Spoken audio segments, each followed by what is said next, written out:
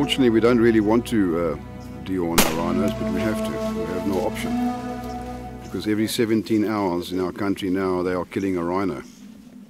And my neighbour lost one of his rhinos last week. A guy up the road about 30 k's away, he lost one of his last week. But yeah, the rhino poachers are very active in our area at the moment. I think last week there was 3 encounters with rhino poachers, of which in the one encounter, 1 rhino was shot dead, 1 rhino poacher was shot dead. In the other encounter, 2 rhino poachers were shot dead. And there was also an incident in the Kruger National Park where 3 rhino poachers were found with AKs and hand grenades, and another rhino poacher was also shot dead there. So 4 rhino poachers have been shot dead in our area in the last week. Yeah, but anyway, I'm afraid this is what we have to do to save our rhino, because we honestly believe that if they will legalize the selling of rhino horn, which is what we're fighting for at the moment, it will also cut down on the poaching. Okay, we're darting this rhino today with a chemical called M99, which is etofine, which is basically a very potent morphine. And the rhino's not going to sleep, it's basically immobilized. And as you see, once we get to the rhino, we'll put earplugs in his ears and blindfold him so he's not aware what's going around in his surroundings. So the first chemical, like I said, is for etofine, and then I'm going to just put a little anti-stress chemical in. You can say it's also called Stressnol. It just helps a little bit of the dart and the whole stress of the capture. And then I'll just balance the dart out with normal sterile water. Okay, there's 3 different ways that they are poaching rhino today. What's happening in our area is they're intensifying the killing of the rhino by snaring. Snaring is becoming a big thing in our area. Rhino are very territorial and they stay in their areas, and they basically use the same footpath down to the water every day.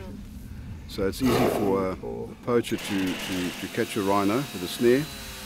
They use a steel cable about as thick as my little finger, and they put it in the pathway, you know, where it goes down to drink water. And then normally the snare gets wrapped around its neck, and it in turn walks around a tree, making the snare tighter and tighter, and obviously by doing that it can't break free. So that's becoming a very popular method of catching rhino today, is with a snare. Obviously we still got people mostly coming through from Mozambique with AKs, hand grenades and all types of things, and they tend to just shoot the rhino and pump it full of lead.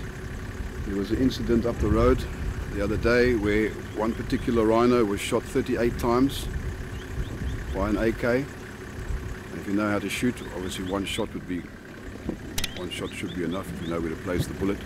But this rhino that was shot 38 times survived. It's still alive today. And then the third method is, we've heard that there are certain people that are darting rhino from helicopters, from the air, landing, hacking the horn off, and then flying off again. Yeah, so there's various ways of killing rhino. Rhino dehorning is something that we as vets don't really like to do, but in this moment in time, the farms where dehorning has happened is the only proof that there's not really poaching happening there. Well, I know we have a belief of the poaching in Zimbabwe of the people still shooting dehorned rhino. That's not the case in South Africa at this moment in time. So it's not a nice thing, but it's a good evil, if I can put it that way.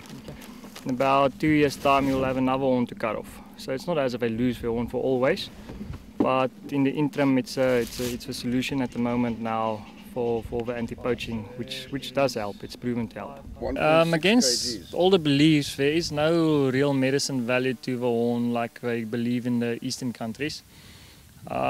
Maybe if you sniff a horn, your headache will go away, and that's about it.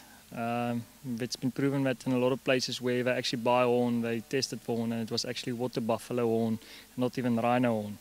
So no truth to the fact that horn does anything to help you in special ways.